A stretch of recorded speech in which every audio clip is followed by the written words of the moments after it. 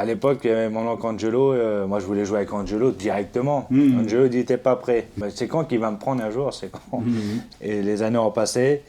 Et le jour après, il m'a dit, là, c'est bon, t'es prêt. Et là, j'étais content.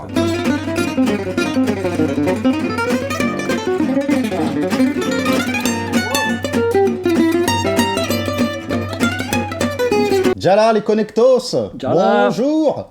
Ça va l'équipe? Ah, Ouais, grave. Salut, toi, t'es qui? Je sais pas. On le connaît, lui? À nouveau? Enfin, on va parler du jazz manouche, enfin, parce qu'on sait qu'il y a de la demande, même nous on avait envie, parce qu'il se trouve qu'on s'est réunis autour du jazz manouche, hein. C'est comme ça qu'on s'est rencontrés et qu'on s'est kiffé les uns les autres. Mais pour parler du jazz manouche, quoi de mieux que d'avoir une personne issue de la communauté, un manouche, en l'occurrence Steven Reinhardt, s'il vous plaît. Yes. Merci. Steven Reinhardt, avec qui on a eu la chance de jouer beaucoup de fois à la Chope des Puces et ailleurs. Guitariste, je dis aucun superlatif, on va vous laisser découvrir. Si ça se trouve, vous avez déjà entendu en intro. Quoi de mieux qu'une personne comme Steven Reinhardt pour parler du jazz manouche, parler du fait de l'histoire des manouches, parler de comment on apprend la musique, et puis surtout nous montrer ce que c'est que de jouer de la guitare manouche, parce que clairement vous allez voir la différence. Donc voilà, on est très heureux aujourd'hui, et c'est grâce à la marque Lag qui sort une nouvelle guitare, la guitare Swing Lag. Alors on a 2 guitares à tester aujourd'hui, on va faire la pompe, on va faire des solos, et franchement c'est assez bluffant.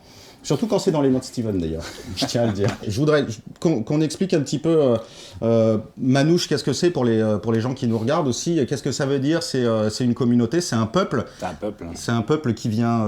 Du pays de l'Est. Ouais. Pays de l'Est. Pays de l'Est et même avant de l'Inde l'Inde. en fait, c'est ça. Hein. Et puis on a émigré avec le temps, puis nous on s'est retrouvés en France depuis des générations. Exactement. Et du coup, il y a plusieurs branches, en l'occurrence, les gitans, les manouches. Les gitans, les manouches, les roms. Exactement, ouais. Et d'ailleurs, les manouches... yiddish aussi. Voilà, exactement. Voilà, les yiddish. Les grandes familles... Sinti ou romane, voilà, il y en a plein, de toute façon, il y a plein de noms. C'est Si on clair. veut dire en français, est-ce qu'on dit les gens du voyage, mais même pour tout? Oui, c'est ça. Ouais, Pour bien tous sûr. les... Ah oui, c'est tout ce qui On n'est dit pas même le swing sédentaire, manouche, en parce fait. que c'est un de Paris, quoi. Au départ, c'était du swing manouche. Le jazz après est arrivé, mais au départ, c'était du swing manouche. Et alors, du coup, ça joue avec des guitares déjà? Oui, ça avec des guitares. Mais on avait Django à l'époque, c'était du swing manouche. Ok. Et après, le jazz est arrivé. Et après, on appelait ça le jazz manouche. Quoi. Dans une interview avec Salmer 607, il y avait Benoît Convert qui parlait de Django en disant c'est l'inventeur de la poudre. Et j'adore bien sûr. comment ça le définit, parce qu'en fait, c'est lui le créateur. Créateur. Et finalement, on n'est que des... D'ailleurs, Gadjo ou Manouche, on n'est que des héritiers de Django et on essaye de perpétuer son héritage. Qu'est-ce qu'il a fait en fait, Django? Comment il a inventé un style de musique? Pour toi, ce serait quoi? Au départ, il était en banjo. Il jouait du banjo très très bien. Et après, il a eu son accident, que sa caravane a pris feu. Et c'est là que Django est apparu, quoi. Son don, avec sa blessure, ça y a fait un don que les dieux lui ont donné, quoi. C'est une jolie interprétation. C'est un don. On a des enregistrements de lui avant l'accident? Moi, ça me dit rien. Non, J'ai ça me pas dit écouté rien. parler. Non, je crois pas. Des enregistrements en banjo, ouais, j'en ai jamais Peut-être, entendu. non. Il y a un enregistrement au violon. Ouais, J'ai écouté au violon. ça j'ai déjà entendu aussi. Mais au départ, avant, non.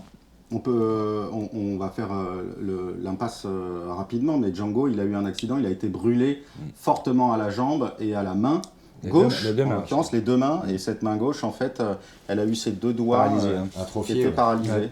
Et donc en fait, Django, il a appris à jouer beaucoup avec ses 2 doigts mobiles. Il pouvait ça. quand même poser celui-ci en bas du manche, Pour faire les accords. mais voilà. Il s'en servait pour faire les accords, quoi. Et ça a créé des nouvelles sonorités, puis surtout, Voilà. il était virtuose de ouf. Il était virtuose. Hein. Il a fait 18 mois de rééducation. C'est la guitare qui a fait sauver sa main gauche. Ouais.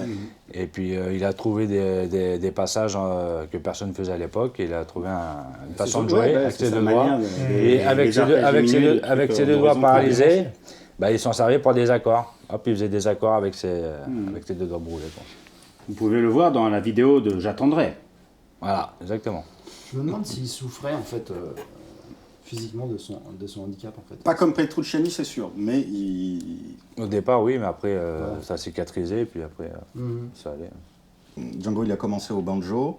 Et tu pourrais dire que sa force, c'est sa main gauche, sa main droite, sa tête, son cœur. Ouais, son cœur hein. de gitan. Parce qu'en fait, de- l'improvisation, ouais, c'est un truc. Alain Delon. Ouais, non, mais je Son suis cœur de d'accord. gitan. Voilà. Mais en l'occurrence, il avait une technique de dingo. Quand même. Il avait une technique, mais bon, il jouait tellement avec le cœur et puis il savait pas lire et écrire. Il savait pas. C'est Stéphane Grappelli qui a appris à écrire. Ouais. Même son nom. il savait Ouais, pas. ouais, ouais. Avant, il marquait d'été pour marquer, voilà. Et après, il savait pas écrire, il savait pas lire, il connaissait pas la musique, il la lisait pas et la musique, elle était dans lui, ça sortait directement. Ouais. Il écrivait d'été pour Django Reinhardt. Oui. Parce qu'il ne Donc savait pas il- écrire Django, il ne savait pas écrire Reinhardt. Et après, il y a une Même lettre. le Reinhardt, il savait pas que ça commençait par un R. Non, il ne savait pas. D'accord.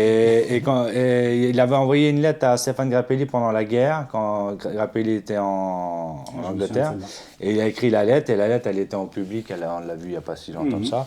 Et tu vois, il y a beaucoup de fautes d'orthographe, hein, bien Ouais, sûr, ouais. hein, mais tu vois que c'était Django qui avait écrit, que Stéphane Grappelli avait appris, quoi. Il a appris à écrire, il a appris la guitare. Mais ça, c'est vraiment grâce à son enfance, le fait qu'il y ait des musiciens dans la communauté. en fait. Chez nous, C'est le vers les métier, Reinhardt, même avant Django, il y a eu beaucoup de musiciens. Ouais. Ça jouait des instruments de cuivre, ça jouait de la musique de cirque, Ouais. ça faisait de la musette. Il y avait beaucoup de musiciens chez nous. Et du coup, Django a sorti du lot, quoi. comment on apprend quand on est manouche? Ça se passe comment? Alors, sur une chaise. Ouais. Avec un fouet? Voilà. Non, moi, quand j'ai appris avec mon grand-père, Jim Vess, alors moi j'étais tout petit, j'avais 6 ans, mais à 5 ans je jouais du piano au synthétiseur déjà avec mon père, parce que mon père jouait du piano, Reynaldo Vess. Et moi tout petit je guettais mon oncle, et moi je suis un petit neveu à Angelo De Bar. Quand Angelo, c'est un grand guitariste, bon, je ne veux pas dire c'est qui Angelo, hein, tout le monde le connaît. Hein. Et quand il venait chez nous, il jouait avec Florin Nicolescu à l'époque, un grand violoniste roumain. Et moi j'étais tout petit, puis je les guettais jouer, j'ai dit, moi c'est ça que je veux faire. Et mon grand-père, il m'a pris en main, j'avais 6 ans, jusqu'à l'âge de 11-12 ans, il m'a appris tout ce que je devais connaître. Et après, un oncle à moi, Manodré, qui m'a beaucoup appris les accords, les trucs, et pendant des années aussi. Salut Mano. Salut Mano. Et puis après, avec les copains et la famille, quoi, avec Angelo. Dernièrement, j'ai fait un album avec Angelo aussi, Ouais. Kostel Nitescu aussi au violon. Et puis avec la famille, quoi. Ouais, alors Voilà. ça, On apprend ça comme j'imagine la que culture. voilà, c'est dans la culture. Mais, Bouche à non, oreille, quoi. mais tu sais, il y a des gars comme nous, ils veulent quand même savoir comment t'apprends en vrai. C'est-à-dire, on te dit quoi? C'est quoi le plus important? C'est savoir faire la pompe, c'est faire des accords, c'est apprendre des solos de Django, c'est la rythmique. La d'abord. rythmique en départ. Moi, avant d'être solide, j'étais rythmique. Ouais. J'ai appris toute la base de la rythmique, la bonne main droite. Et après, j'ai voulu découvrir l'improvisation, ça m'intéressait beaucoup. On en parle de cette main droite 2 secondes quand même parce que, vous voyez là, vous voyez ça, bon, il y a la chemise, hein, donc la chemise ça cache un peu, mais les bras c'est du costaud. C'est ça la patate de forain, c'est ça. Exactement. Ça racasse des moellons à Manu, ça. Ça casait notre coco, ça. Je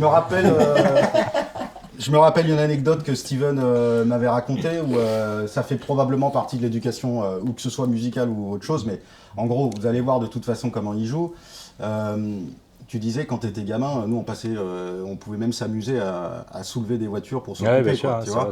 Donc en fait, ça travaille le bras, quoi, tu vois. On C'est faisait pas ce la que j'ai fait, moi, ferraille, tu vois. il y avait des machines à laver. Voilà, exactement. Et tu couples ça avec le fait d'apprendre à faire la pompe, etc. Ça fait un poignet de monstrueux. De ferrailleurs, quoi. quoi. Voilà, de ferrailleurs, quoi. Je fais un petit parallèle avec Ranji, comme tu parlais d'Angelo. Mon cousin. Hein. Ranji, c'est le fils d'Angelo, Ranji qui lui de s'est Bar. spécialisé dans l'accompagnement. Oui, oui. Mais est-ce qu'il s'est chorusé ou est-ce Non. qu'il a voulu aller sur ce terrain du soliste? Non, ou... il a toujours resté accompagnateur pour son père. Pour moi aussi, il a joué beaucoup avec moi aussi. Et non, son truc à lui, c'est la rythmique. Et puis il a fait très très bien. Un peu comme un Benji en fait. Ouais, aussi. bien Benji, sûr, il fait pareil. des solos. Mais hein. Benji, c'est chorusé, fait il joue des- beaucoup de valses, Benji. Il fait beaucoup de chorus, Benji. Ouais. Ranji Debar, Benji Winterstein. Ouais. Qui est dans mon orchestre, Benji, Ouais. mon C'est groupe. un peu la nouvelle génération des rois de la rythmique dans ça. le style jazz manouche. Mais alors, du coup, pour rester un peu sur l'apprentissage, donc c'est ton grand-père, si je Mon l'ai bien grand-père, compris, ouais. Et ça se passe comment? Ça se passe 1 heure par jour quand il a fini sa C'est comme moi, journée, non, il ne me forçait pas, mon grand-père. Parce que moi, j'étais tellement amordu de ça, parce que mon grand-père, lui, À l'époque, il mettait son vinyle. Ouais. Il me faisait écouter Django, beaucoup de choses. Et puis, il me Donc toi, faisait... t'as la guitare, t'écoutes Django et t'essaies de jouer Alors, en ça même fait temps. qu'il me faisait voir quelque chose, il me mettait le tourne-disque et je m'asseyais quand j'étais gamin, je me mettais en indien. Ouais. Et puis j'écoutais, hop, quand ça allait pas, je remettais le truc, hop, et puis constamment. Jusqu'à temps que j'allais voir mon grand-père, c'est bon, là c'est bon. Il me refaisait avoir plein de phrases et c'est beau. J'ai beaucoup travaillé avec le 33 tours. Ouais. Ouais. Alors que c'était l'époque du CD. Oui, c'était l'époque du CD. C'était ça venait de sortir il y avait pas longtemps.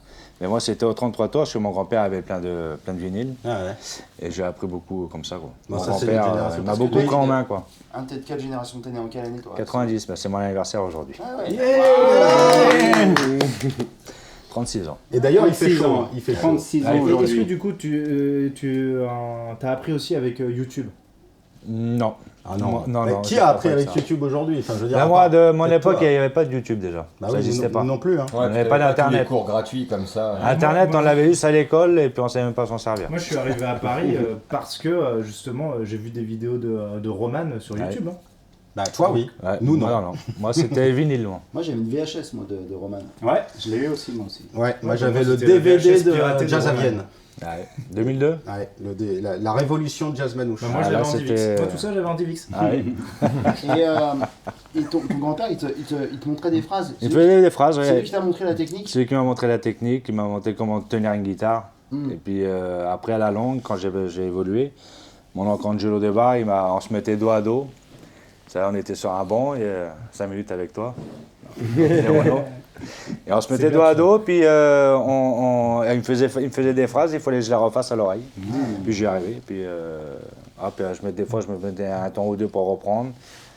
Et puis je travaillais comme ça, dos à dos avec Angelo. Ça c'est génial. Ah, d'avoir- Et ça, c'est trop beau. Et du coup, ça pouvait durer combien de temps? Ça, c'est une après-midi, tranquille à Bon, deux, il y a- tranquillement. souvent entre un barbecue, Ouais. tant que le bois il prenait pour faire la Ouais. braise, il m'apprenait comme ça. Super. Ça fait rêver. J'adore. Ouais. Moi, j'aimerais bien faire juste une petite parenthèse en dehors de la musique, parce que je sais qu'il y a quelques enfants gitans qui sont scolarisés. Toi, Ouais. tu as été un peu Ouais, scolarisé mais j'ai à l'école. arrêté à 13 ans. Mais du fait, ouais, mais c'est ça, du fait de bouger, vous pouvez pas vraiment rester dans la même école Bah, nous, tout un an, quoi. nous, on avait un terrain à l'époque à Gonesse en 95. On a resté. Moi, je suis né à Gonesse et quand on est parti de Gonesse, j'avais 13 ans. Et c'est là que j'ai arrêté l'école quand on est parti. Ok. Mais j'ai resté 13 ans à l'école. Parce que sinon, il y a plein de petits manouches manouches qui peuvent même pas rester des 3 mois, 6 mois à l'école. Bah, parce comme ma que fille. Ouais. Bah, j'ai une fille, moi je voyage avec la caravane. Là en ce moment elle est vers Compiègne, parce que je suis là-bas avec les caravanes. Mais avant j'étais en Belgique et sinon j'étais en 77. Et là à la rentrée elle va rechanger d'école encore. Donc tu as beaucoup voyagé, mais tu as quand même un point d'attache régulier, puisque toutes les semaines tu es à la Chope des Je Puces. suis à la Job des Puces depuis 11 ans. Donc la Chope des Puces 2015, hein. à Saint-Ouen, un endroit emblématique où ça joue du jazz manouche. C'est un endroit où beaucoup de manouches viennent se réunir pour écouter cette musique-là. Écouter Steven, accompagné de... Bah, de Alban Chapelle, Ouais. qui joue avec moi depuis 15 ans. Saxophone. Après j'ai des petits jeunes en ce moment que c'est pas mal. C'est à Ryan avec son frère, une petite dédicace parce qu'il voulait que je lui rende dédicace. Bien sûr, dédicace. Salut les petits À jeunes. Ryan, à Lior, Krief, Ezekiel. Ah bah, les fils de Serge. Voilà, et Lior puis et tout Ezekiel. Salut Benji, la famille. tout le monde quoi. La famille quoi. J'embrasse aussi, enfin j'embrasse non. Le mec, je dis le bonjour à Mati aussi qui est abonné à PGC. Allez, Amati. Ouais, Mati. Ça va, Famille Michto? Schmitt. Oh là là, Mati. Bah ouais. Ouais, ça fait rêver. Je t'interromps 2 secondes parce Vas-y. que je viens de me souvenir. C'est toi qui dormais avec ta guitare ou pas? Ça m'est arrivé. Hein. Ouais, Ouais, je crois. ça Parce m'est que je arrivé. savais plus, parce qu'il y a Chris Campion aussi, le Ça fils m'est de arrivé, Marcel. Ouais, qui est mon Marcel, cousin, c'est le- qui est mon cousin aussi. Ah bah voilà, Marcel, on va dire le roi des manouches, le roi des forains, qui a la grande roue à Concorde et tout plein d'autres trucs de fêtes foraines. Et ben son fils Chris Campion, qui est devenu pasteur depuis, Évangélique. je jouais avec lui il y a très longtemps et je crois que lui aussi, il me disait qu'ils étaient tellement mordus de Ah la ouais. guitare qu'ils dorment avec la guitare. Et là, j'étais en train de me... Je sais plus si c'était toi ou... Ben, ça se trouve, Si, tous les deux, bah, hein, vous dormiez avec la bah, guitare. tellement quoi. qu'on jouait, j'avais des coupures, j'avais mal, je saignais des doigts. Mais j'y allais quand même, tant pis, je mettais du scotch. Mhm. Le gars est motivé, quoi. J'étais motivé. Là. Je voulais vraiment jouer, quoi. Bah ouais. Un jour tu m'as dit... Et je peux te couper Ouais, vas-y, bien sûr. à À l'époque, il y avait mon oncle Angelo. Moi, je voulais jouer avec Angelo directement. Angelo dit t'es pas prêt. T'es pas prêt. Ah, j'étais pas encore. Et pendant des années, puis moi, c'est quand qu'il va me prendre un jour, c'est quand. Ça fait une autre année, je lui disais non, t'es pas encore prêt. Fais-moi voir et je jouais. Non, c'est pas encore ça. Et les années ont passé. Et le jour après, il m'a dit là, c'est bon, t'es prêt. Et là, j'étais content. Avec quel âge? J'avais 52, non. Ah, ça a mis du temps, hein. Ça a mis du temps, ça a mis du temps. Je sais plus quel âge, mais ça a mis du C'était temps. autour des 20 ans ou autour des 25 ans? Plus, ouais. Putain. Bien 25, 28 même, 27. Ouais. Par contre, quand il a dit oui, Quand il a dit oui, il a dit c'est bon, t'es au point. Et on a, on a travaillé ensemble. Et il m'a pris pour des concerts, je l'ai pris pour des concerts aussi. Et après, à la finale, on a fait un album ensemble. Et on a fait un hommage à mon arrière-grand-père, Jean Cougentier. Que tu as enregistré avec André au studio Caisson. C'est ça. André Baïbarel. Voilà. Il a fait un boulot. Et là, il a eu son Oscar, là, t'as vu? Ouais, l'Oscar chinois, mais. Voilà, ouais, mais c'est tout aussi bien. Il l'a eu quand même. C'est comme les Grammy, mais là-bas. Ah, Qui est-ce qu'il a eu André Barrel. du studio Caisson. C'était là. C'est lui qui a fait mon album. Pour Estelle Perrault. Le mixage d'Estelle Perrault. Ouais. Tu parlais justement que Angelo te disait que tu n'étais pas prêt. Je me rappelle d'une phrase que tu m'avais dite. Tu disais, moi j'ai appris la technique d'abord. Et j'ai appris à faire de la musique après. C'est comme ça que tu me l'avais raconté. Et je pense qu'il y a un truc, c'est un peu comme le violon en fait. C'est tellement exigeant qu'il faut quand même d'abord savoir utiliser cet instrument parfaitement avant de penser à la musique. Quoi. Ça paraît tellement logique. On apprend déjà la base avec la main droite de Manouche. Quoi. Ça fait Parce que quand on écoute un Manouche jouer et un Graggio, tu vois, même si l'autre il a une grosse improvisation, tout ça, mais tu sauras si c'est un Manouche qui joue avec le toucher, Exactement. la façon de jouer. Quoi. Il y a vraiment la musique, il y a deux musiques, tu as le jazz Manouche, et alors, les Manouches savent le jouer, même si c'est pas un grand improvisateur. Mais il va faire deux notes, tu vas dire lui c'est un Manouche qui joue. Exactement. Ça s'entend quoi. Il y a un jazzman, tu vas écouter que c'est un jazzman. Parce qu'il aura appris comme toi t'as appris. Voilà, c'est ça. Parce qu'il aura eu toute cette culture. C'est ça, la culture Manouche. Il n'y a quoi. pas un mec, même toi peut-être que tu connais, pas un Manouche, mais qui arrive, tu te dis putain lui il joue comme un Manouche. Et il n'y en a pas beaucoup. Hein. Il y en a quelques-uns. Il y en a quelques-uns. Mais il y en a Est-ce pas que beaucoup, Roman, on disait pas ça de lui justement à l'époque où Je sais pas. Moi je sais qu'aujourd'hui, qui va tirer un peu là-dessus, on va dire il y a Hugo Guesbar. Voilà, c'est ça. Ouais. Adrien Monniard, quand il a envie de jouer du Manouche, il va avoir le son aussi, même en rythmique. Mais après, c'est vrai qu'il n'y en a pas beaucoup. Quoi. Mais il y en a. Et inversement, il y a des Manouches, pas beaucoup.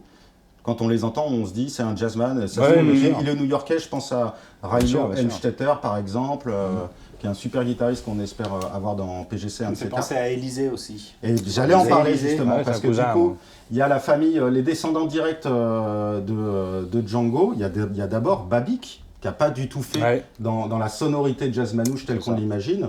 Et d'ailleurs, son père lui a dit, toi tu feras du piano parce que tu vas pas gagner ta vie avec une guitare. Et finalement, il a continué et il a développé son style en fait. Avec des super compositions. Et Élysée, c'est cette lignée-là aussi. En dessous, encore. Lévis. Il y a Lévis, exactement. En dessous, il y a Lévis. En fait, j'ai l'impression que ceux qui sont le plus proches de Django, ils sont plus. Ouais, les plus proches, c'est les plus éloignés. C'est musicalement presque. Pour comprendre comment ça se passe et pour comprendre le poignet, la main gauche, la main droite, etc., on peut juste demander à Steven de nous jouer un petit truc de guitare vite fait. Et comme ça, on va focus sur tes mains, tu vois. On va juste. Si tu veux. Alors, est-ce que ça dit de nous faire sonner les. Parce qu'on a les swings, le modèle. Ah oui. Et celle-là, c'est combien déjà? Tu l'as juste qui joue, est-ce que tu veux qu'on parle des lags? Non, on va en parler. Du coup, alors, c'est quand même. Merci, merci Lag, c'est ce que tu disais, de nous permettre ça, puisque du coup, on a deux guitares à essayer. Celle-ci, c'est une entièrement massive, je crois. Juste la table. Juste la table est massive, d'accord. Swing Lag 200. C'est la 200, c'est la haute gamme. Ils ont deux modèles, SL200, voilà. La mortelle. Et puis il y a la SL100. En fait, elles n'ont pas le même son, donc elles sont vraiment. Elles sont très différentes. La 200, donc tu as la table massive avec vernis brillant. Et ça, c'est épicé à palissandre. Et l'autre, si je dis pas de bêtises, c'est cèdre à cajou. Ah, mais c'est pour ça. On va tester. Déjà que c'est des bois qui m'attirent. Et tout à l'heure, on a fait un petit essai entre nous. Et j'ai direct préféré ça, et c'est vrai que c'est ça, à Cajou, tu préfères ça, ouais. c'est la sonorité qui me Ouais, plaît ça depuis dépend. toujours. On va écouter les Ça deux dépend alors là. des personnalités. Là, on va essayer de regarder. Bon, je pense que vous allez pouvoir focus sur nos visages. On va être comme ça. Et On celle de sang, c'est aussi la référence d'un pick-up Ouais. Mitsubishi. Et ben voilà, le pick-up. Voilà. Ouais. Ça donne quoi alors cette main?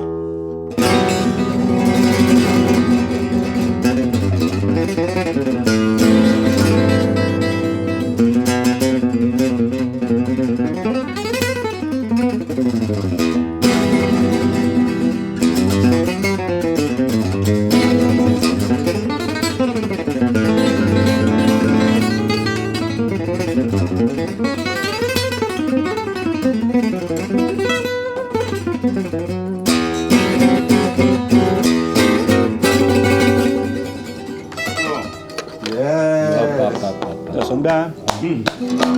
Ouais, ça va, c'est du mi mineur. quoi. Ouais. Attends, alors déjà, montre ton médiator là, s'il te plaît. T'as changé, t'avais pas ça avant. J'ai toujours joué avec ça. Non, T'avais un petit truc en plastique Non, rose là. non, parce que parce qu'on me l'avait piqué et j'avais pris ce qu'il y avait sur la main. et là c'est Boulou qui me l'a offert. Alors j'attends bien, il m'en fallait un. Ah, il te va bien, hein? Là, C'est vegan, vegan. Vegan, Vegan. normalement. C'est les 1,5 ceux-là, je crois. C'est ceux qui mangent que des Ouais, légumes. c'est entre les deux. Hein. Ouais. 1,5. Hein. C'est quoi la spécificité qui pourrait te différencier de nous? Dis-nous. Ça veut dire. Bah, ta main droite ou ta main gauche, à ton avis, qu'est-ce qui fait que nous, on sonne pas comme toi? Je pourrais pas te le dire, c'est dans moi. C'est dans toi. Voilà. Ouais. Ok. Moi, je sais qu'il y a un truc quand même. Déjà, Ah bon. pour la plupart d'entre nous, je pense, sauf Johan et Nicolas, on joue pas en butée, nous. Pour faire sonner une guitare comme ça, il faut quand même jouer en butée, je pense. Qu'est-ce que c'est que la butée? C'est à chaque fois que tu changes de corde, tu rejoues toujours le même coup de médiator en descendant. Voilà. Ça lui arrive de faire des allers-retours, mais il privilégie les couverts de barre.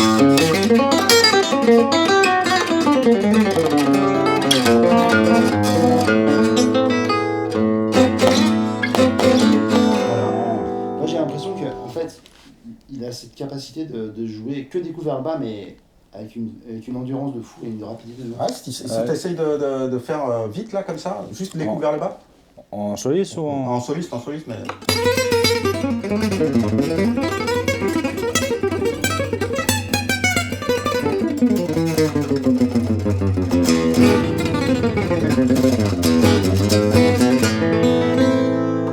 Voilà, c'est exactement ça. Et moi, je tu sais pas triches là, il y a quelques allers-retours là.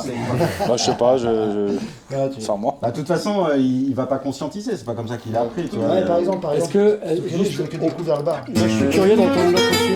Non, ils font tous des allers-retours. Hein. Ils font tous des allers-retours, mais ils privilégient en fonction des tempos. Tiens, changeons de guitare là pour voir un peu parce que je suis sûr qu'elle sonne super cette guitare là. Elle sonne très bien celle-là, elle est bien. Ouais. Approuvé. Approuvé C'est par bien les gars, avant de Steven. partir, j'ai une guitare gratuite, c'est gentil quand même.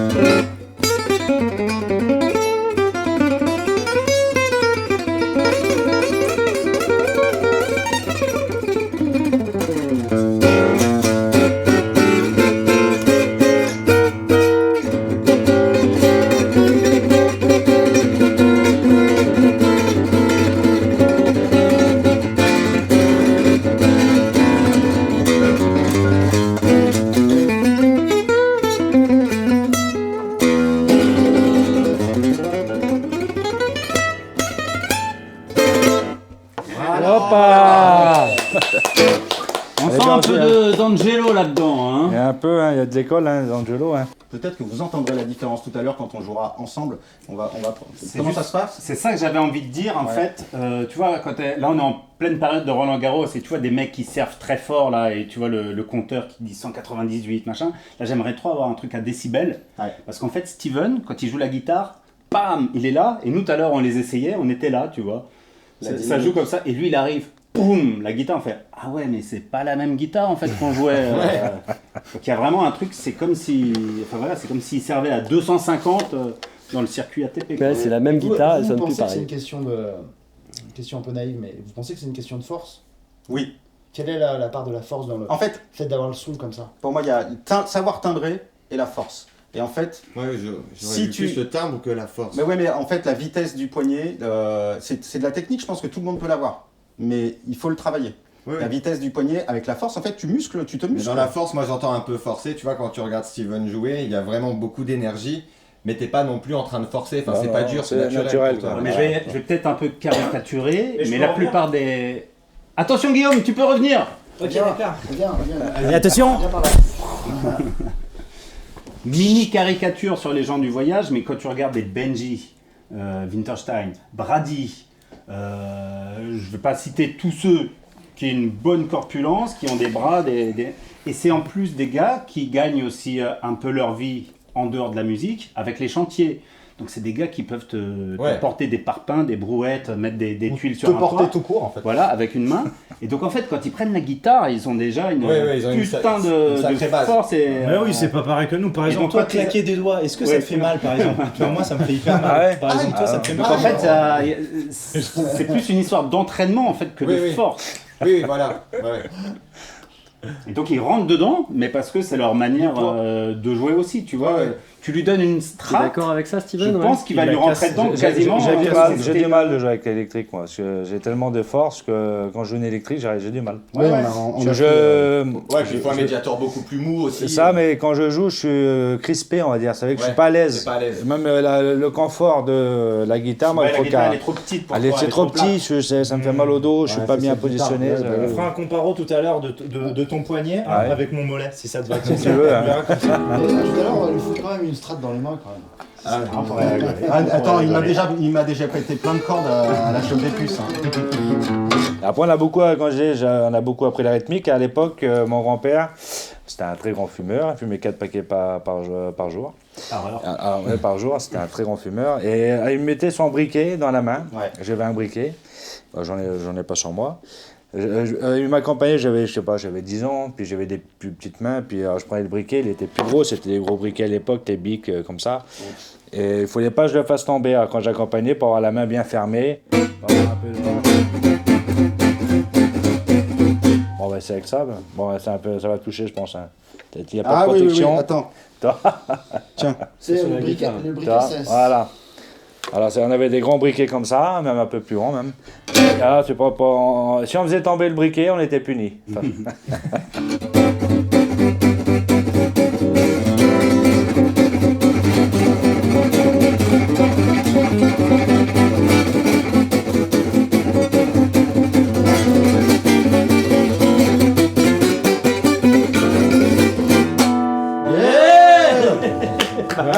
Un briquet acheté, un briquet offert.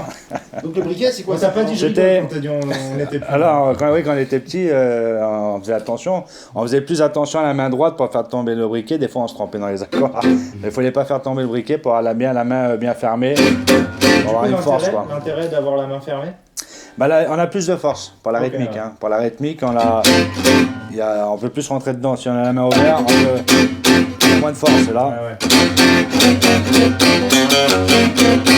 En fait, ce mec, c'est un taureau, tu vois, un peu dans une arène. Non, je suis Gémeaux.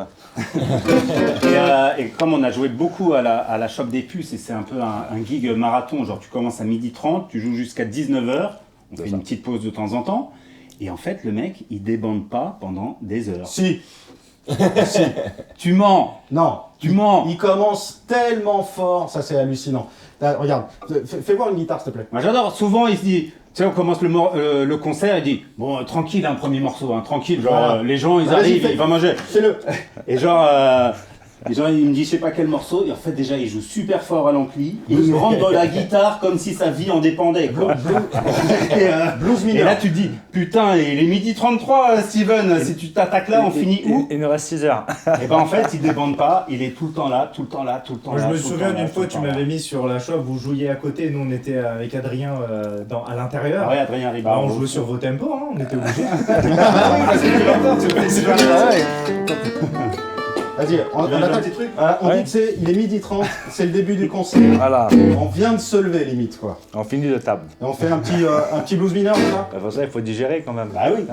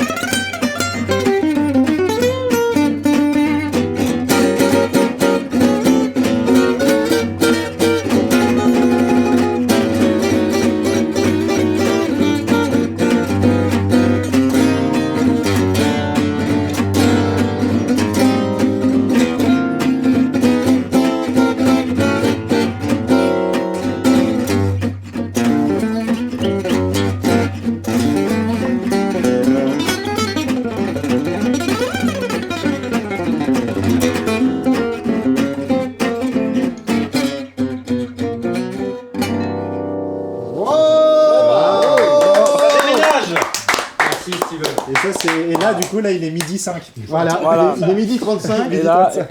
Faut que j'aille faire caca, je me suis fait dessus. On coupe ça pour la vidéo. Hein. Ça, on coupe.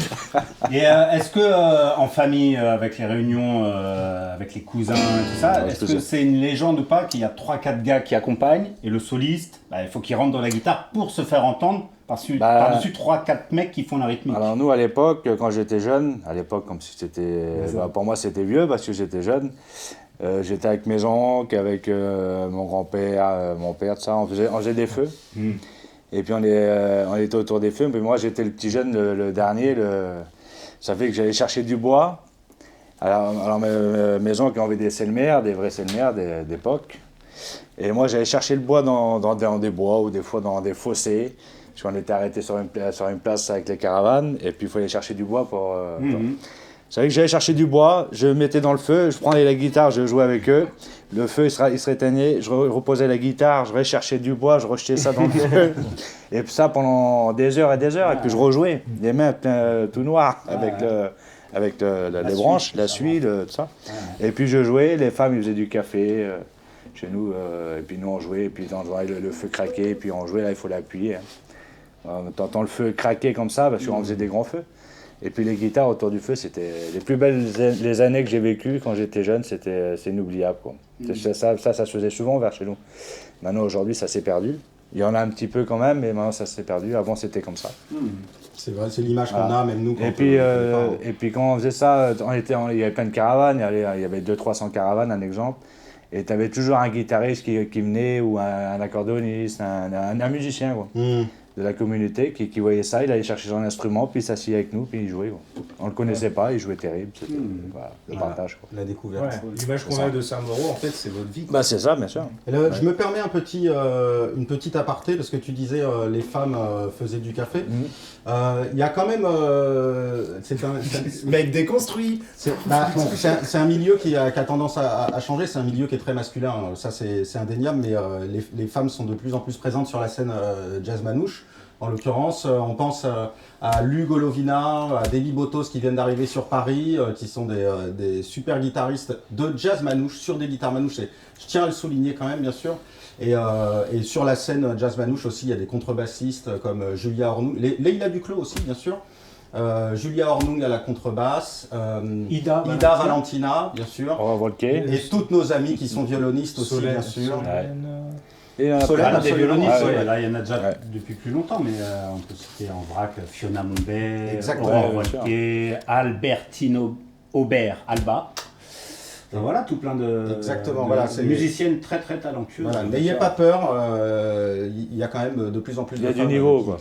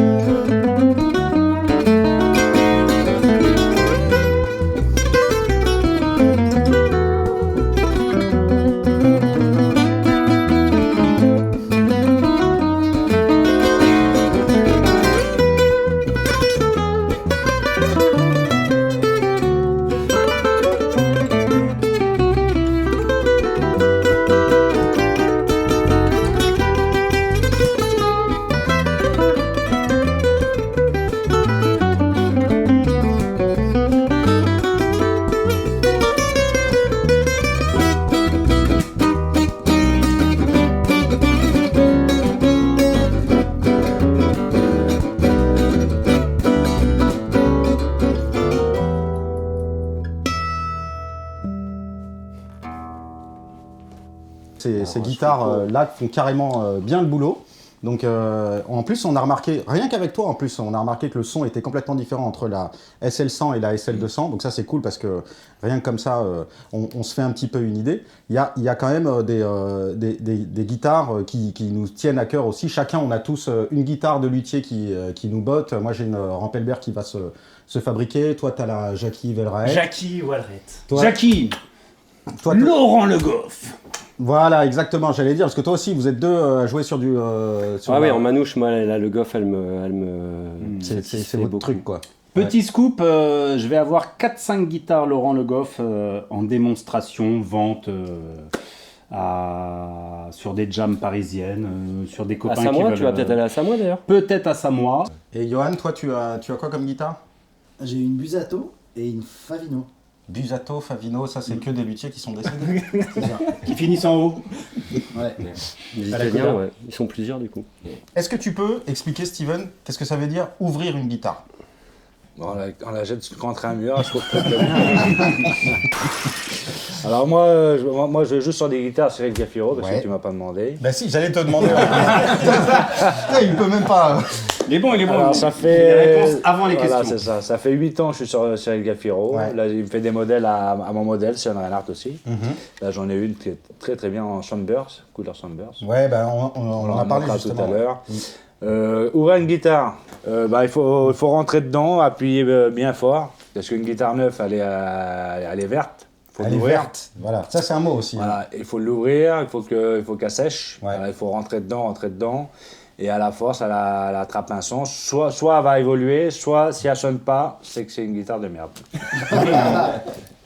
Voilà, donc en fait, tu fais travailler les fréquences, tu la joues, tu essayes de travailler sur les graves, les aigus, tu la joues. En fait, Il faut la jouer 10 ans. C'est-à-dire c'est au bout de 10 ans. Tu sais Non, si pas c'est une spécialement. guitare de merde. Non, ça dépend des bois. T'as des bois qui sèchent plus vite et puis ça sonne. Déjà, une guitare qui va sonner, elle sonne déjà. Ouais, bien sûr. Et on sent qu'elle est verte, mais elle sonne déjà. Tu On connais sait le qu'elle va. potentiel. Voilà. Et puis on va voir, avec le temps, elle va plus rouvrir. Voilà. Et là, en l'occurrence, moi j'ai l'impression que sur les lags, je sais pas combien de temps ça peut s'ouvrir des guitares comme ça. Parce que, en fait, les vieilles guitares de luthier, c'est des guitares qui s'ouvrent pendant des dizaines et des dizaines d'années. C'est pour ça aussi qu'on achète des guitares fabriquées à la main, etc. Mais il se trouve qu'il y a des guitares aussi qui sont fabriquées en série, comme les SL. Et en l'occurrence, ça s'ouvre pendant un temps et la guitare, elle change. C'est pas qu'elle change de son, c'est qu'elle devient de mieux en mieux. C'est comme un vin, quoi. Voilà. Oui, c'est pour ça que tu peux vendre une guitare d'occasion, une guitare manouche, tu vas la vendre plus cher qu'une guitare neuve. Voilà. Contrairement à d'autres objets. SL, ça veut dire swing lag. Swing lag, exactement. Vous saviez pas? Bien vu. Ouais, pas mal. Puisqu'on parle de guitare, on a quand même un petit livre à présenter. Rally, t'es arrivé avec un livre, c'est quoi exactement, s'il te plaît? Alors, je mets mes lunettes. Ça s'appelle Luthier et guitare dans France. C'est un jeu de mots avec enfance, parrainé et produit par notre ami Francis Cabrel. Ça, c'est le volume 2, nouvelle génération, et exclusivement donc des luthiers français. Et vous ne retrouverez pas les luthiers qu'il y avait dans le premier volume. Je pense par exemple à des Maurice Dupont ou Fred Copeau, très très connus, qu'on croise aussi régulièrement au Festival de Montrouge. Donc évidemment, je ne vais pas tout vous feuilleter, je voudrais juste arriver, voilà, à la petite intro de Francis Cabrel. Je suis obligé de parler de un de mes potos qui s'appelle Adrien Collet. Et lui, il a fait une école de lutherie à Londres, je crois, ou en tout cas en Angleterre. Il est à un niveau de finition et on touche le sublime de la lutherie. Donc, tu veux bien faire pupitre? Merci. Donc, je recommande, parce que c'est un très beau livre de guitare, des photos vraiment beau, exceptionnelles de Maxime Ruiz. D'Armagnac, ouais. Et c'est le deuxième volume, donc n'hésitez pas à vous le procurer. Ça s'appelle Luthier et guitare dans France. Yeah. Merci Rally. Super. Merci. Je t'en prie Aurélien, c'est un vrai plaisir de collaborer avec toi. J'aimerais qu'on évoque deux sujets particulièrement. C'est qu'on parle quand même des illustres familles qu'il y a dans le jazz manouche, et aussi que Steven nous explique un petit peu comment ça se passe dans sa tête, parce qu'en fait la pensée de la musique n'est pas la même chez les manouches qui n'ont pas appris la théorie de la même manière que nous, par exemple. Mais d'abord, voilà, moi je voudrais, ce qui m'intéresse, c'est, toi, tu t'appelles Reinhardt. Oui. Dans ta famille proche, ta lignée, il y a Angelo Debar. Django. Il y a Django. Et Angelo. Django, Angelo. Raphaël Faïs. Et Raphaël Faïs aussi. Ah, Okay. Vas-y, tu peux y aller. guitariste. Vas-y, hein. Tu t'appelles Reinhardt en l'occurrence. Est-ce que tu es de la même famille que, par exemple, Koweït ou que Noé ou, Oui, on est des cousins éloignés. Vous êtes cousins éloignés et vous avez tous le même patronyme, Reinhardt. Mais il n'y a pas que Reinhardt en l'occurrence. Non, il y a Weiss aussi. Et il y a Weiss aussi. Ça, c'est vraiment la lignée proche. Voilà, Weiss Reinhardt. Okay. Parce que Django n'était pas Reinhardt. Hein. Bah, il est Reinhardt par sa mère. Oui. Mais il ne portait pas le nom de son père. Son père, c'était un Weiss. C'était un Weiss, ok. Et sa mère s'appelait Reinhardt. Il s'appelait... chez nous, ça se fait beaucoup de porter... Comme moi, je porte le nom de ma mère, Reinhardt. Ouais. Et mon père est Weiss. Ok. Et, Comme Django, en fait. Ouais, pareil. Les Baumgartner, par rapport à ça, c'est proche ou c'est plus Ouais, éloigné? bien sûr. Il y a Simba Baumgartner, c'est l'arrière-petit-fils de Django. C'est ça, hein, voilà. Ok. J'essaie de comprendre un petit peu. Et dans les illustres familles aussi, on a des noms comme les Schmitt, par exemple. Schmitt, Winterstein. Et il y en a pas mal. Hein. Ouais. Il y a Debar, hein, comme Angelo. Absolument, parce qu'il faut quand même qu'on rende hommage à tous ces musiciens d'exception qu'il y a un petit peu partout en France, dans différentes régions. D'ailleurs, avec des régions qui ont une sonorité particulière. Quand tu écoutes la musique des Schmitt, c'est pas le même son que la musique d'ailleurs. Des Reinhardt ou chaque, on va dire, clan, entre guillemets, on joue manouche, mais chacun a son toucher personnel dans chaque famille. Ouais. Comme on va prendre les Rosenberg, ils ont leur toucher personnel en jouant du manouche. Ouais. Les Schmitt, c'est pareil. Nous, les Reinhardt, c'est pareil. Chacun a son style différent, mais c'est dans le style de Django. Ouais, avec comme des une sonorité différente. Que des Vikings et chacun amène plein de tribus. Voilà, c'est ça. Mais ça, c'est hyper intéressant, je trouve, parce que c'est pas conscientisé. En fait, c'est la manière dont chacun apprend. Enfin, je veux dire, est-ce que... on apprend de la même manière un peu. Un moment. Ah oui, il faut fermer. On apprend de la même manière, mais... Je veux dire, est-ce que ça arrive à un Schmitt d'arriver et puis il sonne comme un Rosenberg? Parce que dans le sens où, genre, tiens, je préfère les phrasés de Rosenberg. Il y en a plein qui ont essayé, mais tout le monde essaye un peu de jouer un peu comme les grands, quoi, comme Stockello, tout le monde essaye de faire son truc. Mais bon, on sait que ça vient de là-bas, quoi. Même si nous, on peut le refaire, on sait que nous, le son là, c'est Rosenberg. Ouais. Tu vois ça, je veux dire? Schmitt, c'est pareil. Reinhardt, c'est pareil. Chacun a son truc. On peut faire comme l'autre, mais on sait que ça vient de là-bas. Oui, puis en plus, t'as pas le... Ouais, donc tu vas pas... Du coup, tu le fais pas. On peut le faire, si, ça arrive de le faire. En fait, tu peux le faire, mais t'as pas la personne qui te l'apprend sur place. C'est ce qui fait toute la différence, en fait. Non, parce que je dis ça parce qu'on l'entend vraiment, la différence. Je veux dire, t'es pas obligé de faire partie de la communauté pour t'en rendre compte. Absolument. Quand tu écoutes la musique d'Amati, par exemple, Amati Schmitt, est-ce que tu ressens direct que c'est un Schmitt? Ah oui, bien sûr. Bien sûr, avec ce sentiment à la Dorado. Ah oui, je jouais avec le sentiment et puis de la puissance, tout ça. C'est un Federer, quoi. Absolument. Comment on apprend, en fait toi, ce qui peut faire la différence, il n'y a pas des mots là-dessus. On t'explique pas que chez nous, on va jouer telle note ou telle note plutôt que telle note. De toute façon, nous, on ne sait pas lire la musique. Nous, la musique, c'est quand on touche un manche de guitare, là, la musique, elle s'écrit automatiquement. C'est ça. Ça, c'est Django. Ça, c'est l'héritage de Django, ça. Oui, et puis beaucoup de pratique aussi, beaucoup d'écoute. Pratique, d'écoute, un pinceau, on fait un accord, je sais pas, moi, en regardant, je vois qu'on démarre de là, et puis après, je sais que la suite, elle va se finir comme ça. Quoi. Oui, c'est ça. En fait, c'est ta mémoire, tu as l'expérience du truc. Mais par contre, si à l'époque, parce que maintenant avec ton expérience et à force d'avoir joué avec plein de gens, tu connais le nom des accords. Quelques noms. Hein, oui, voilà. Les accords de base, quoi. Hein, oui, voilà, les mi mineurs, la mineure. Et après, c'est bien. Ouais, c'est hyper intéressant. Ça veut dire que jamais une seule fois tu vas te dire bon, je fais un arpège mineur par exemple ou je sais pas ce que c'est. Ou 7. Je le fais, mais je sais pas. Bien sûr, tu le fais. Ouais. Voilà. Ouais, t'as tes propres chemins, Moi, j'ai mes propres chemins et puis j'ai mes plans personnels. Mais après, je pars en improvisation et je sais pas ce que je vais faire. Quoi, ça vient tout seul. Ouais. C'est la vraie improvisation. Voilà. C'est ce qui se rapproche le plus de l'improvisation. Mais je suis d'accord avec toi. Hein. Pas de bagage théorique. Voilà. Rien n'est écrit, quoi. Je peux faire un truc terrible ou un truc qui n'est pas terrible, mais c'est pas grave. Quand disait Moreno Winterstein, ça passe ou ça casse. Quand tu joues, ça passe ou ça casse. Il faut pas avoir peur, faut rentrer dedans. Oui, bien sûr. Dans Les Fils du Vent. D'ailleurs, on a oublié une petite famille qui s'appelle la Graine. La graine, là. Ah bon? Quitte à rendre hommage Ah à bon des familles de manouches, parce que le papa de Birelli a accompagné. Non, c'était pas son père. Il y a un Lagraine qui fait la pompe dans le premier Gypsy Project. Ça vous dit rien? Moi, ça me dit rien. Si, dans le premier album, ouais. Ol Mazo, Ouais, Ol ouais, Manzo, ouais. enfin un prénom comme ça. Je sais pas exactement qui c'est dans sa branche, mais je sais que c'est un gars qui est spécialisé dans la rythmique. D'ailleurs, il fait partie quand même de cette... C'est pas Osmano, non? Osmano, ouais, je crois que c'est Je ça. crois que c'est ça. Il y a eu la révolution grâce à Django Reinhardt et tout ce que ça a apporté à la musique. Puis après, il s'est passé quelque chose, c'est que en 2002, C'est 2 ou 3 le Jazz à Vienne. 2003. 2002, Jazz à Vienne. 2002, ah sûr, à 100%. 2002 Jazz à Vienne, et l'album, il était avant ou après Avant. Gypsy Project, voilà. C'était avant. C'est 2001, je crois. c'est 2001, Voilà, ouais. c'est ça. Gypsy Project. Et ça a créé un nouveau souffle. Ce qui fait qu'il y a aussi beaucoup de gadgets qui sont pointés Bien sûr. en kiffant cette musique-là, qui est redevenue à la mode, alors qu'elle avait un peu perdu...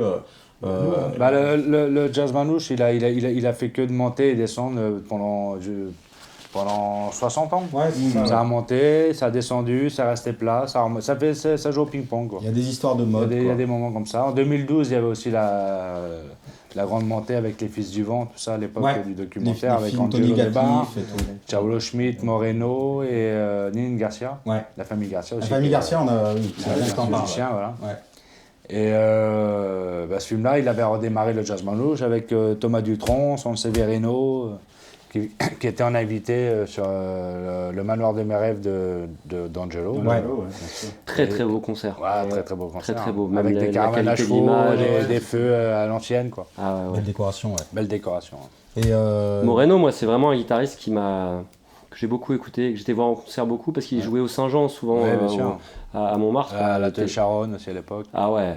Ouais, c'est un gars, moi je l'ai toujours connu, hein, je l'ai toujours connu, je l'ai toujours admiré parce qu'il avait fait un album en 98 avec mon oncle Angelo, Bah ça ouais, s'appelait ouais. Romano ouais, Bashrepen. qu'est-ce qu'il est bien cet album. Un album, il l'envoie. Ouais. ça- Pa. là on aurait dit deux guerriers qui s'affrontaient. quoi. Ouais, Ça- c'est clair. Il Exactement. aurait dû s'appeler Gladiateur. Voilà, et là ça envoyait du steak comme Tu on peux dit. redire le nom de l'album, s'il te plaît? Romano Bashrepen. Voilà. Ouais. Ça, Ah, c'est c'est... très très chouette. Et puis ce que j'aime bien aussi, c'est quand il chante.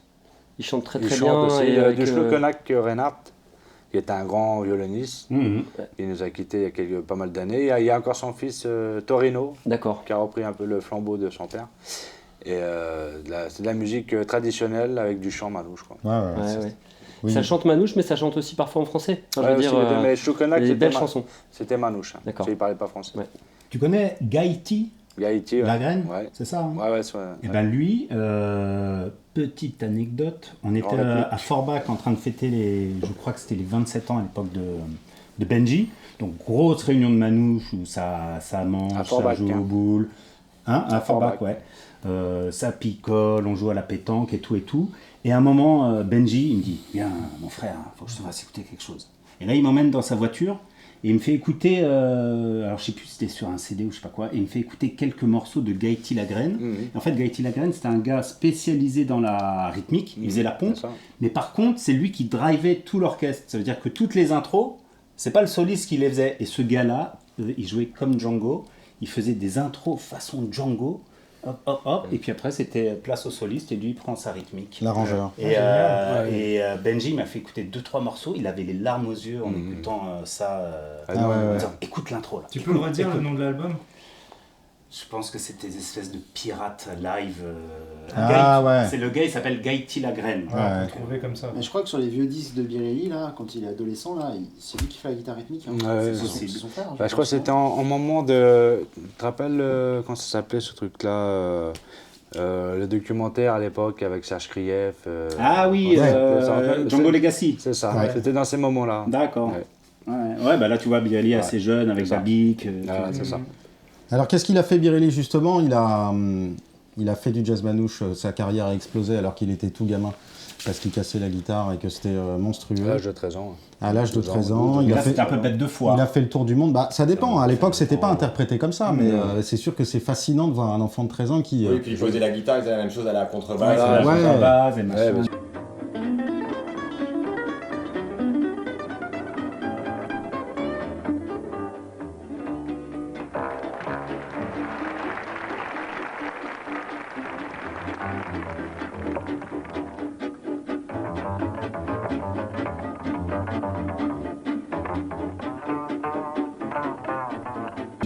Et ça faisait des télés, etc. À l'époque, hein. Ce qui est fascinant avec Birelli, c'est qu'il est parti ailleurs pour apprendre la musique au sens large et découvrir plein d'autres styles de musique. Et créer son propre style de musique. Exactement. Son propre toucher, son propre phrasé. Exactement, avec un mélange de virtuosité et des notes, des sonorités comme ça qui sont pas du tout dans le répertoire traditionnel, on va dire. Ça. Et je suis curieux de savoir, Birelli, je pense qu'il est pareil que toi, c'est-à-dire qu'il il connaît le nom des notes, mais sans les connaître quand même. Ouais, il connaît le minimum, quoi. Il fait des accords hyper compliqués, il fait des voicings de taré, il fait des phrases de fou, des notes de dingue, mais sans vraiment pouvoir mettre un nom dessus ou dire bah là je passe par ça ou par ça. Ce profil, c'est illustré par Rocky Gresset, quoi. Rocky Gresset, c'est un peu le même profil que Birelli. C'est un mec qui a bossé Django, Benson, Wes Montgomery. Il a un jeu ultra riche harmoniquement, des phrases virtuoses, des accords à tomber aussi. Rocky, pour moi, c'est le top au niveau des accords. Et c'est pareil, tu lui dis si mineur, il dit c'est quoi? Ouais, bien sûr. Mais sauf que il va te faire un si mineur et toi tu connais pas cette position. Bah ouais. Et c'est ça qui est folle. Ces gars-là, du coup, s'ils font ça, ils ont écouté autre chose. Toi, tu as écouté autre chose que... Moi, non, j'ai vraiment resté traditionnel. T'es resté dans le jazz manouche. T'aimes bien écouter d'autres trucs, mais tu le travailles pas, tu l'étudies pas, quoi. Moi, je laisse la place à eux qui savent le faire. Moi, je sais faire du manouche, je reste dans le manouche. C'est ma culture, c'est mon héritage. C'est ta patte, quoi. Et voilà, quoi. Ouais, bah oui, c'est ça. Hors caméra, on en parlait avec Guillaume. On en parlait avec Guillaume hors caméra. Parce que voilà, on suit pas mal le tennis, la pétanque, et en fait tous les grands champions, ils ont commencé juste après les couches, quoi. À 3-4 ans, ils sont déjà en immersion, soit c'est les parents qui font déjà de la musique. Là, je pense à un Dylan Rocher, un Diego Rizzi, c'est les cadors de la pétanque, les mecs, ils jettent des boules depuis qu'ils ont 4 ans. Bien sûr. Et en fait, Steven, il fait ça depuis toujours, donc c'est son ADN. Et l'année dernière, quand j'avais fêté mes 50 ans au Clairon des Chasseurs, c'était le gros bœuf avec Robert, qui était passé, plein de copains qui sont passés. Steven, il est passé, quand c'était son tour de venir jammer. Après, il y a encore des gens qui m'en reparlent, quoi. Bah oui. Mais c'est qui le mec là, barbu là, qui a pris la guitare à un moment là, c'est qui? Et en fait, il impose un truc d'énergie et de volume et de rentre dedans où on passe presque tous pour du swing pépère de sexagénaire et lui il arrive et bam, c'est comme ça. Mais c'est ce qu'on fait. Une petite anecdote, moi et toi, tu te rappelles de ça. On avait fait un truc pour des boulistes dans un bar. On était que tous les deux. On a fait danser tout le monde. Tu te rappelles pas de ça? Là tout de suite comme ça. Moi ça me parle ce truc-là. On avait joué, il y avait entre des cités, il y avait... Ah oui, bien sûr, dans le 13e, pour Eric. Dans un petit bar resto, on a joué tous les deux, on a révolutionné le restaurant. C'est Eric de Radio Olympiade. C'est ça, on avait joué pour eux. On avait bien rigolé. Là, les gens, ils sont devenus fous. La première fois qu'ils voyaient un guitariste... hybride avec un taureau, une chimère. Ah non, mais ils ont halluciné. Moi, ça me fait penser à la force tranquille, en fait. En vrai, on a de la force, mais pour moi, je ne force pas vraiment, je me tue pas, quoi. C'est naturel. Quoi. Mais c'est comme quand t'as Quintet qui lève une boule et qui te la met à 10 mètres dans le ciel, il la force pas, quoi. Ouais, bien sûr. Michel Lois. Il connaît. Il a un cousin qui s'appelle Monson, il joue terrible aux boules. Oui, il y a ce... Ah oui, excusez-moi, je reviens sur la musique. Hein. Mais on s'en fout de la guitare. On va parler de pêche et de pétanque un peu. Est-ce qu'on peut parler de jazz manouche sans parler de pétanque? Ça fait partie de tout. Bah, je sais pas, je trouve que c'est... Ouais, non, j'ai rien à dire en fait. Et toi, à un moment donné, t'as pas écouté d'autres musiques, je sais pas. J'aime bien le classique, moi, Beethoven. Ouais, j'aime bien Beethoven. J'adore la musique classique. Un peu de Benson quand même. Un peu, ouais. La guitare, quand t'écoutes des guitaristes. Bien sûr. Au départ, j'ai appris Benson, je savais pas qu'il jouait de la guitare. Moi, je croyais que c'était un chanteur. Ouais, moi aussi. Ouais. Et c'est après que j'ai su qu'il jouait du jazz. Mais beaucoup longtemps après. Mais quand j'écoutais, j'ai T'as jamais écouté du rock ou du rap? Si, j'aime bien ACDC. Ouais. Ah, bah voilà. Voilà. C'est ça l'énergie. Chez ACDC, j'aime bien. Mais ça, on le dit souvent en plus. Qu'en fait, lui, il aurait dû faire du rock. Et lui, c'est un métalleux de ouf. Oui, il a une main droite. S'il savait adapter cette force à une solide body, mais ça deviendrait une star du métal, quoi. Bah oui. Oh, mais laisse ça aux autres. Le métal, je l'ai fait toute ma vie, la Ferrari. C'est un vrai métalleux. Ah mais c'est ça, il y a Ninin Garcia, on pourrait dire que c'est un peu l'inverse de Steven Reinhardt, et ils ont des pattes complètement différentes, mais les deux fonctionnent ensemble en fait. Bien sûr. Tu vois, c'est ça qui est beau dans la musique, c'est que tu vas mettre énormément d'énergie et de virtuosité d'un côté, de l'autre côté tu vas mettre beaucoup plus de silence, des notes qui durent longtemps, etc. Mais tout fonctionne parce que vous avez cette intelligence-là, c'est de faire de la musique tout court. On partage la musique. Hein. Exactement. Et moi, avec tout le monde. J'ai hâte d'entendre quelques petits morceaux de musique qu'on vous sert dans le podcast, mais qui sont enregistrés par la suite. Et on va justement faire un petit peu de remue-ménage pour pouvoir enregistrer à 2, enregistrer à 3. Je ne sais pas s'il y avait encore quelque chose que vous vouliez demander à Steven, quelque chose qui est important pour vous. Non, moi j'ai quand même un petit truc parce que c'est les 36 ans de Steven aujourd'hui. Ouais. Donc qui dit anniversaire dit cadeau. Et j'ai un petit peu réfléchi, et les fois où Steven il venait dormir chez moi, le matin on allait boire un petit café. Et puis au tabac, il commandait son petit paquet de cigarettes et des petits jeux à gratter. Ah oui. Donc il y a une condition. Si tu gagnes, tu partages avec moi. Merci mon poulet. J'espère que c'est que des cash. Hein. Bon anniversaire. Merci mon frère. Joyeux anniversaire. Bon anniversaire Steven. Merci les gars. Bon, des fois on a le million. Hein. Bon, les gratte là. Sans patate. Merci. On va gratter du coup, ouais. Non, je l'ai gratté tout seul devant un café, on sait jamais. Tu veux un café? Pensez à la famille Krief aussi. Bon, peut-être. Bien sûr, j'en ai parlé. Hein. T'en as parlé. Qu'est-ce qu'on peut poser comme question à Steven avant de terminer? Quel conseil tu donnerais aux guitaristes qu'on est, ou au public qui nous écoute, aux débutants dans le jazz manouche, ou aux plus confirmés? Arrêtez la guitare, hein, c'est mieux. Ah, j'aime bien ça, c'est une bonne réponse. Un conseil, il faut pas lâcher. Hein. C'est tous les styles de musique qui est difficile à jouer. Hein. Ça prend du temps, c'est des années d'expérience, de rencontrer des bonnes personnes, et c'est mieux de jouer avec des plus forts que soi pour vous se tirer vers le haut, ouais, tirer vers le haut. C'est pour ça que t'aimes bien jouer avec moi. Ouais, c'est pour ça que j'ai arrêté maintenant. Je suis dépassé.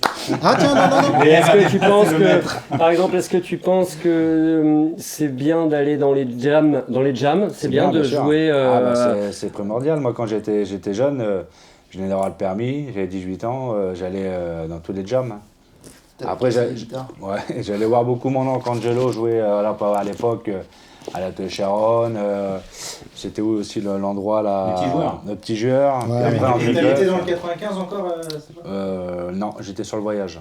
Je suis parti du 95 en 2003. Ok. Et du coup, c'était beaucoup en région parisienne? Ouais, beaucoup. Hein. J'ai resté toujours dans le 77, j'ai resté 20 ans à Damartingouel, en Seine-et-Marne. Voilà, puis maintenant on bouge beaucoup. Quoi. Donc du coup, allez jammer, écoutez les disques. Écoutez les conseils des anciens aussi, c'est important, parce qu'aujourd'hui, les jeunes, ils n'en font qu'à leur tête, ils croient tout connaître, et puis ils veulent t'apprendre. Il faut rester aux anciens, parce que même si des fois, ils n'ont pas toujours raison, mais moi je sais que j'avais un oncle, il n'avait pas tellement des raisons, mais moi je l'écoutais toujours, et puis à la finale il avait raison. Quoi. Ça c'est les... Est-ce que tu penses que quand tu penses à plus tard, parce que j'étais jeune aussi, fougueux, et puis après je me suis assagi, et après à la langue j'ai dit oui, il avait raison. Quoi. Et je voudrais juste terminer, enfin pas terminer, mais il y a un truc qui m'interpelle, le jazz manouche est devenu international, surtout depuis cette période post-Birelli. Il y a quand même beaucoup de gens qui jouent du jazz manouche un petit peu de par le monde. Il y en a au Japon, il y en a en Australie, il y en a même il y en a en Afrique, il y en a en Amérique du Sud, et bien sûr aux États-Unis. Il y a quelques noms qui ressortent aux États-Unis, des petits jeunes qui jouent sans avoir sans côtoyer les manouches, etc. Je pense à des Samuel Farthing, à des Henry Hacker. Ça te parle ou pas ces noms-là? Comment vous voyez ça, vous, de votre côté? C'est bien, parce qu'il était venu à la Chope des Puces, Sam. Il était venu avec Aurore Volquet, je crois. Grand ami, Aurore. Il est venu à la Chope, et puis on a joué ensemble. Et il joue terrible, quoi. Ça joue terrible. C'est cool, ça se prend pas la tête, ça joue, et puis ça parle pas, c'est dans son coin, c'est pas là, moi je sais faire ça. Mais il reste la guitare. Moi je l'ai vu à Samoa l'année dernière. Mais comme un manouche en plus. Parce qu'il apprend vraiment le. Il fait le bœuf, quand il n'est pas en train de faire le bœuf, il est en train de jouer une valse tout seul. Ouais, bien sûr. Quand il n'est pas en train de faire, le mec, il lâche pas la guitare. Il joue 12 heures par jour. Ouais, bien sûr. Et il y a Henri Hacker qui est un petit peu Birelli, un peu moderne et tout, et Sam Farzin qui est très... il joue des valses, Gogo il en écrit en plus. Hein, voilà. Moi aussi d'ailleurs j'écris des valses, Rally aussi on écrit. Voilà, bon... moi je les écris pas mais je les joue. Oui, bien sûr. Et quand tu dis prendre les conseils des anciens, est-ce que tu penses qu'on peut donner comme conseil du coup aux gens qui nous écoutent ou voilà, est-ce qu'on va dans un bœuf où on peut aller... les questionner avec une guitare, faut oser poser des questions. Après, dans un bœuf, peut-être pas, parce que tout le monde est là pour jouer, ils sont là pour apprendre. Et après, quand on sort du bœuf, après, on peut parler musique, on va dire. Et après, parce que quand dans un bœuf, il y a beaucoup de musiciens. Après, c'est des fois un peu le bordel. Il y a tellement de monde. Facile, ouais. C'est pas facile, mais c'est bien pour y aller, pour faire voir un peu. Puis on n'a pas envie de donner un cours quand on est en train de boire une bière. Voilà, on va être tranquille aussi. Voilà. Mais après, si on prend des cours de guitare avec des grands. Donc, toi, c'est ton conseil sur ça. Non. Essayez plutôt de trouver quelqu'un qui donne un cours ou deux. Moi, je vais t'expliquer. Moi, il y en a plein qui ont voulu prendre des cours avec moi, je dis non. Et je donne que. Et quand il y a un gars qui est vraiment sympa, qui n'est pas là pour ça, qu'il est vraiment. Là, je vais lui donner des conseils. Il va pas me ronger, comme on dit. Exactement. Parce qu'après, quand on te prend la tête, après c'est 1, après c'est 2, c'est 3, 10, 20, 100. Bien sûr. Après, tu viens fou. Alors, et puis il y a un petit gars qui est là, et moi, je vais dire, tiens, je vais te faire voir quelque chose quand même. Oui, surtout quand tu sens que c'est et moi, je vais t'expliquer, au départ, mon oncle, Angelo, il m'a dit, il faut que tu apprennes toi-même. Je peux te montrer des choses, mais il faut que tu sors un son et que tu joues ta personnalité. Il ne faut pas que tu copies quelqu'un. Ça fait que moi, au départ, je copiais un peu un tel, je copiais un peu partout. Et après, à la longue, j'ai trouvé ma main droite, j'ai touché mon son personnel, mon touché. Je l'ai trouvé à la longue, quoi. Un peu Zigane, un peu à la Angelo, un peu avec une force en plus, quoi. Exactement. J'ai trouvé mon empreinte, quoi. Ouais, c'est vrai. Avec le temps, mais ça m'a mis du temps. Mais c'est 20 ans. Mais c'est fait et c'est magnifique. Voilà. Super. Merci beaucoup. On va continuer avec un petit peu de musique. En tout cas, Steven, c'était un honneur de t'avoir. Merci beaucoup. Merci, Vraiment un honneur. Merci. On remercie Lag pour la possibilité de tourner ce podcast. Les guitares sont quand même. T'en dis quoi, les guitares? Moi, je trouve que pour les premières, c'est les premières qui font comme ça. Ouais. C'est vraiment. C'est bien, un potentiel. Hein. Ouais. On n'a pas parlé des prix parce qu'on sait que c'est de l'entrée de gamme. Pour des petits portefeuilles, démarrer, mais c'est un rapport qualité-prix vous avez tout en description de toute assez façon. imbattable. Donc vraiment mortel. Facile à jouer, ça sonne bien. Ouais, surtout dans tes mains. De toute façon, on va les jouer là. De toute façon, vous avez tout en extrait, vous découvrez tout. Merci Lag, merci. Non, alors, bien sûr, comme d'habitude, on n'hésite pas à s'abonner, on n'hésite pas à partager, on n'hésite pas à commenter, ça nous fait énormément de bien pour nous, c'est hyper important. Et à une prochaine. Il y a des choses qui se passent là en ce moment, donc on se revoit très bientôt. Merci beaucoup. À bientôt. Bientôt. Ciao. Salut, merci.